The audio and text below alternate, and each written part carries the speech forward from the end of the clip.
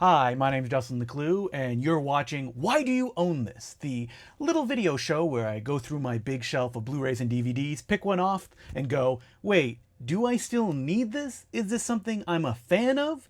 Maybe I will decide that, you know what, I've grown up, I do not need to own this particular film. Or maybe I will just double down and completely commit to own this thing for the rest of my life. And today, I am talking about Dolph Lundgren's The Punisher.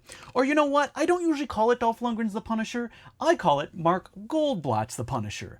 If you don't know who Mark Goldblatt is, you have definitely seen his work, because he has edited some of the biggest action movies of all time. Terminator 2, Super Mario Brothers. He's one of the guys that was so in demand that he often would come in during the 80s and 90s to be a fixer on a movie.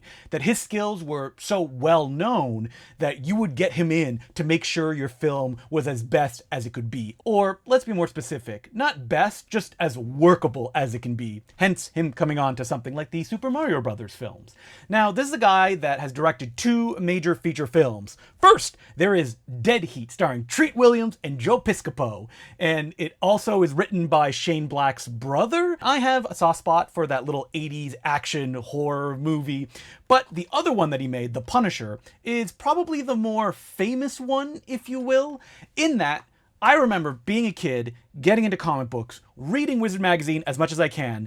If you are not familiar with Wizard Magazine, it was very popular in the 90s, a news and review kind of thing, giving you the best writers right now, which were usually Grant Morrison, Kevin Smith, Brian Michael Bendis, as well as a price guide at the back of the book that no one ever used in any meaningful fashion, but would maybe make you think that the comics that you're collecting will have some kind of value.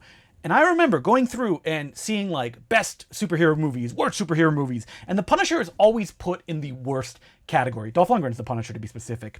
Basically saying, is it really a Punisher film? There's not even any big skull that he wears, the Punisher kind of trademark. Instead, you only ever see like the skull on a knife at the beginning of the film. So I remember picking this up on VHS as a kid, probably because there was nothing else, that it was 99 cents, giving it a watch, and kind of being really impressed. Mark Goldblatt didn't direct many films, and that's kind of a bummer in my eyes, because the way that he approaches this is hyper energetic, almost Sam Raimi in the way that it's constructed. Now, The Punisher, not a character I care for that much. Of course, when I was a kid, I thought he was the coolest. And at that time, I also saw people like Venom and Carnage were the coolest, in that, like, he had a gun, he would go out, and he would shoot people. And no one else in the Marvel Universe, at least, were coded as that extreme. I remember as a kid reading stuff like Punisher Max, following the Garcenis run, and finding just, like, the humor in that black comedy. Now, not so much when it comes to that character and basically what he represents,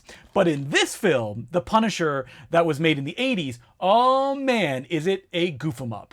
Dolph Lundgren was made fun of being the guy as the Punisher. I think he's a great Punisher. He's really big. He's very intimidating. He's a man of very few words, which is often the way that Punisher is portrayed in the comic books. And he's also a guy in this movie who has a plan, knows what he's doing, and is willing to mow down as many people that get in his way, which to me is kind of the defining trait of the Punisher. And Mark Goldblatt in this movie just creates, again, such an energetic feel to it all. The fact that, like, the ninjas, when they attack, who are a very big part of the comic book Punisher, they're like on slides, there's a big warehouse fight, the Punisher does get sidekicked throughout, but he's still mowing down people as he goes. Now, there is, on this Umbrella release, which is an Australian company, a much fabled work print version, at least I think it is. Yes, it's called The Punisher Unrated Cut. And I'm going to say, I think it's actually weaker than the theatrical cut. And the reason for that is that it has the structure in the unrated version that you would expect from a Punisher film where, you know, you get to meet his family, they get killed, he decides to pick up arms, as opposed to this version, the theatrical one, where it just starts off, he's a Punisher, he's mowing down guys, he's introduced in kind of like a mysterious way where you don't really get a good look at him, which is always the perfect way to introduce your villain, or hero in this case, or maybe even anti-hero. I keep saying The Punisher, knowing that I should specify, I don't even have the year this came out. It is The Punisher, the year's not written on this. Let's just say the 80s Punisher, if you will.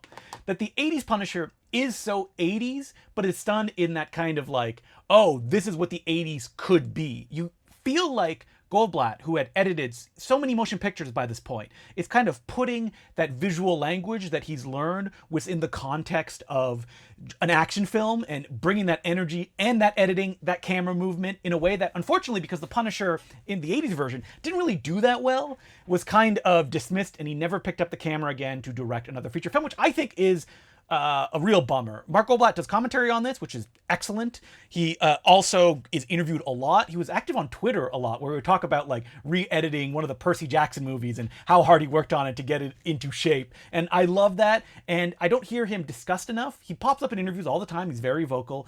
And I think that there should be more attention push to this Punisher film, that we should acknowledge that he did a good job. He made an entertaining film. Now, did it represent everything in the comic book? Of course not. But I think that the vibe of it absolutely feels like the Punisher comics that were coming out during this time. I also think that, like, people who wanted a Punisher film wanted something serious, because that's how you view the Punisher, especially when you're a teenager, that like, this is a serious, gritty guy, when in all reality, I love him when he's goofy. That's my favorite portrayal of the Punisher. And not specifically goofy in the way that you get him in the Thomas Jane film, where he's a little bit more, not cool, if you will. Or you have the other extreme in Punisher Warzone. And while I love the hyper-violence of that movie, and the portrayal of the Punisher as just some kind of unfeeling psycho, which is kind of like what Garth Ennis was doing in his run, is goof him up in a different way, and that film, I feel, is more of a structural mess, with way too much time spent on Jigsaw, while the 80s Punisher kind of,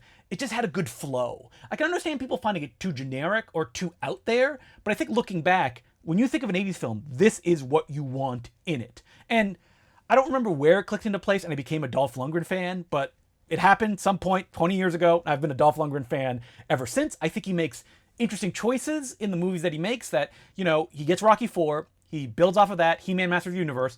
He could have been a stray at that point, but then he worked with all sorts of filmmakers, whether it be willingly or not. He speaks very eloquently when he's interviewed about these subjects. Of course, you probably know the trivia that he is like the smartest man in the world, and that he has all sorts of doctorates and things like that. But more importantly for me, he just does weird stuff, and I love it for him. I mean, that's how you can have him in, for example, an Isaac Florentine film doing martial arts, Bridge of the Dragon, as well as great performances in the DTV John Himes directed Universal Soldier films, like Universal Soldier Day of Reckoning and Universal Soldier, is it Regeneration? Dolph Lundgren is great in those movies. It's just like a spice to Dolph Lundgren that some of the 80s action stars don't have.